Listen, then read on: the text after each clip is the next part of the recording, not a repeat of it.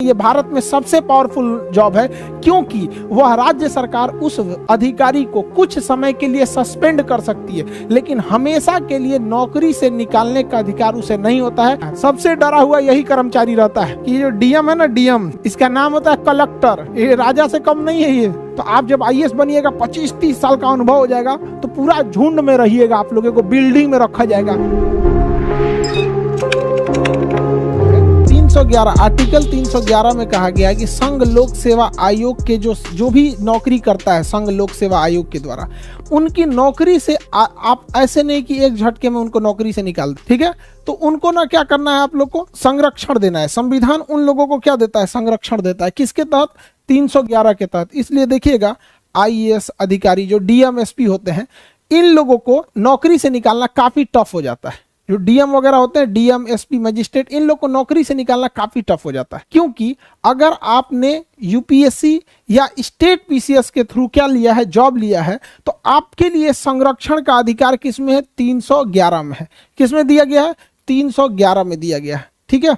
तो संघ लोक सेवा आयोग या फिर जो भी राज्य लोक सेवा आयोग है, इनके कर्मचारियों का संरक्षण आपसे पूछ चुका है कि संघ या राज्य लोक सेवा आयोग के कर्मचारियों का संरक्षण आर्टिकल संख्या कितना में दिया गया है? तो आर्टिकल संख्या 311 में दिया गया है। किसमें दिया गया? 311 में।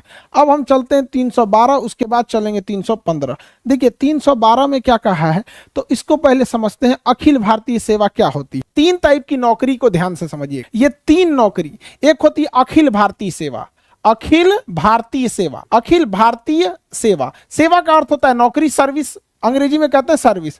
ऑल इंडिया सर्विस, इसे क्या कहेंगे? All India service. एक होता है केंद्रीय सेवा, केंद्रीय सेवा, सेंट्रल सर्विस, केंद्रीय सेवा, सेंट्रल गवर्नमेंट का नौकरी, सेंट्रल सर्विस। और एक होता है राज्य सेवा, राज्य सेवा, state service, state service, state service. देखिए इन तीनों में मेन अंतर क्या होता है? इसमें होता है जो अखिल भारतीय सेवा होती है, इसमें आपकी नियुक्ति करती है केंद्र सरकार, आपकी नियुक्ति करती है केंद्र सरकार और भेज देती है राज्य सरकार के पास कि जाइए उस राज्य में ड्यूटी कीजिएगा और उसी राज्य से सैलरी ले लीजिएगा। जैसे आईएएस अधिकारी, आईएएस अधिकारी को सेंट्रल गवर्नमेंट नियुक्त करती है, ट्रेनिंग दे देती है, सेंट्रल गवर्नमेंट ट्रेनिंग दे दी। अब उसका कैडर डिसाइड करेगी कि किस स्टेट में उसे भेजना है। गुजरात में भेजेगी, कहेगी जाओ गुजरात में सर्विस करो, गुजरात में नौकरी करो, वहीं से सैलरी ले लेना। तो ऐसी नौकरी जिसे केंद्र सरकार नियुक्त करती है और केंद्र सरकार ट्रेनिंग देती है, लेकिन वह व्यक्ति आके राज्य सरकार के डिपार्टमेंट में सेवा देता है और राज्य सरकार से सैलरी लेता है,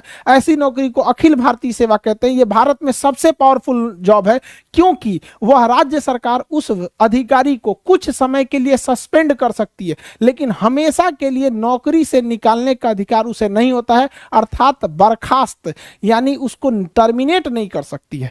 इतना पावर होता है। अखिल भारतीय सेवा में सैलरी राज्य सरकार देती है, लेकिन नियुक्ति कौन करती है? केंद्र सरकार। सबसे पावरफुल होता है। इसमें कौन कौन आएगा अखिल भारतीय सेवा में? तो देखिए ध्यान से, एक आता है इंडियन एडमिनिस्ट्रेटिव सर्विस, आईएएस अमूमन डीएम लिखता है, आईपीएस लिखता है, और इंडियन फॉरेस्ट सर्विस, भारतीय वन विभाग।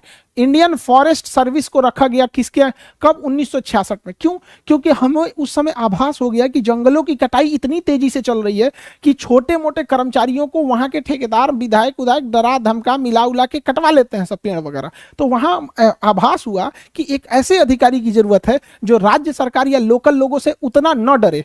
आईएएस जो होता है ना, ये कार्मिक मंत्रालय इसको कंट्रोल करती है, इसे गृह मंत्रालय कंट्रोल करती है, और इसे पर्यावरण एवं वन मंत्रालय कंट्रोल करता है। आईपीएस की ट्रेनिंग किस शहर में? हैदराबाद। आईएएस की ट्रेनिंग किस शहर में? आईएएस की ट्रेनिंग मसूरी में। और आईएफएस की ट्रेनिंग कहां होती है? IFS, Indian forest service, Dehradun. केंद्रीय सेवा में केंद्र सरकार नियुक्त करती है और केंद्र सरकार अपने पास रख लेती है। केंद्र सरकार नियुक्त करती है और केंद्र सरकार अपने पास रख लेती है। यह होता है केंद्रीय सेवा। जैसे रेलवे, रेलवे में नियुक्ति कौन करेगा? केंद्र सरकार। ट्रेनिंग कौन देगा? केंद्र सरकार। भेज कहां देगा? रेलवे डिपार्टमेंट में। रेलवे डिपार्टमेंट किसका?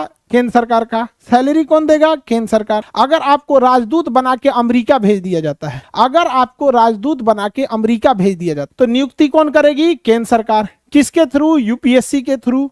नियुक्ति करेगी केंद्र सरकार और सैलरी देगी केंद्र सरकार। आपको कभी जापान, अमेरिका, रूस भेजेगी तो केंद्र सरकार के निर्देश पर जाएंगे। यूपीएससी में अगर आपको इंडियन पोस्टल सर्विस मिल गया या इंडियन रेवेन्यू सर्विस मिल गया, इंडियन रेलवे सर्विस मिल गया, तो ये सब केंद्रीय जॉब होते हैं। कौन सा जॉब होते हैं? केंद्रीय जॉब। तो जरूरी नहीं कि यूपीएससी में आपको सब अखिल भारतीय सेवा मिल जाए। राज्य सरकार आपको नियुक्त करेगी, राज्य सरकार नियुक्त करेगी, राज्य सरकार ट्रेनिंग देगी और राज्य सरकार काम कराएगी आपसे और वेतन देगी। सारा चीज जब राज्य सरकार के अंडर में आ जाता है तो राज्य सेवा कहलाता है।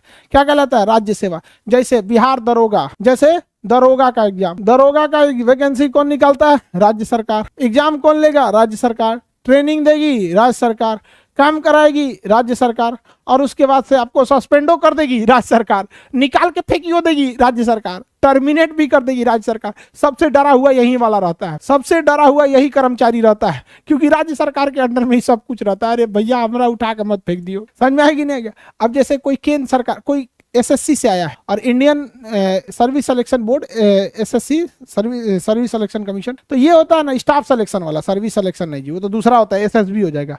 एसएससी, अब उसमें आपको कोई इनकम टैक्स में इंस्पेक्टर बन के आए तो केंद्रीय नौकरी है। बिहार सरकार उसको सस्पेंड भले कर सकती है लेकिन नौकरी से हटा नहीं सकती है अगर कुछ गड़बड़ करेगा। हालांकि वो केंद्र सरकार का है, बिहार सरकार उसको कुछ टच भी नहीं करेगी, यूपी सरकार। आप रेलवे में टेक्नीशियन, सपोज कीजिए लोको पायलट है, ट्रेन चला रहे हैं, ऐसे स्टीयरिंग नहीं होता जी, ए9 हैंडल होता है, ट्रेन चला रहे हैं, तो क्या राज्य सरकार आपको, यूपी सरकार का ये खराब ट्रेन चला रहे हो हटो, नहीं हटा पाएगी? कौन हटाएगा? केंद्र सरकार हटाएगा। तो सबसे ज्यादा कर्मचारियों के पास पावर किसके पास रहता है? अखिल भारतीय सेवा के, और सबसे कम राज्य सरकार के पास।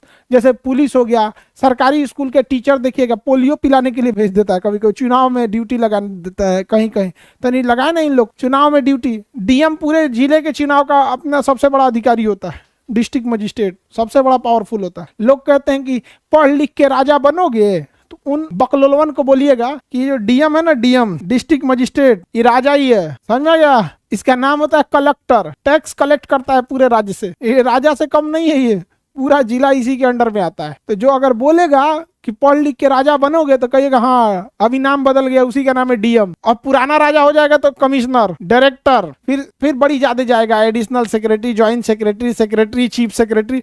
चीफ सेक्रेटरी तो बहुत बड़ा पावर होता है, समझ में आ रहा है कि नहीं आ रहा है? मुख्यमंत्री कोई भी डिसीजन चीफ सेक्रेटरी से पूछ के लेते हैं, चीफ सेक्रेटरी साहब क्या कहना है आपका? तो भैया चीफ सेक्रेटरी बहुत पुराना होता है। ये आईएएस जो निकालते हैं लोग ना, 25-30 साल का जब आपके पास अनुभव हो जाता है, बूढ़े हो जाते हैं, तब आप लोग को चीफ सेक्रेटरी बनाया जाता है। तो आप जब आईएएस बनिएगा, 25-30 साल का अनुभव हो जाएगा, तो पूरा झुंड में रहिएगा, आप लोगों को बिल्डिंग में रखा जाएगा। जितना पुराट आईएएस रहेगा, सब ना यूपीएससी निकाला हुआ, आप लोग कैसे क्लास में बैठे हैं, अभी एग्जाम निकालना है आप लोग को, सबकी ख्वाहिश है यूपीएससी निकाल लें। तो ऐसे ही अलग अलग शहर से कोई यूपीएससी निकाल के आया रहेगा, कोई कहीं पे 20 साल डीएम रहा है, कोई आईपीएस रहा है, कोई कमिश्नर रहा है, उसको फिर बुलाया जाएगा, बड़का बिल्डिंग में उसको रखा जाएगा, उसका नाम रहेगा सचिवालय।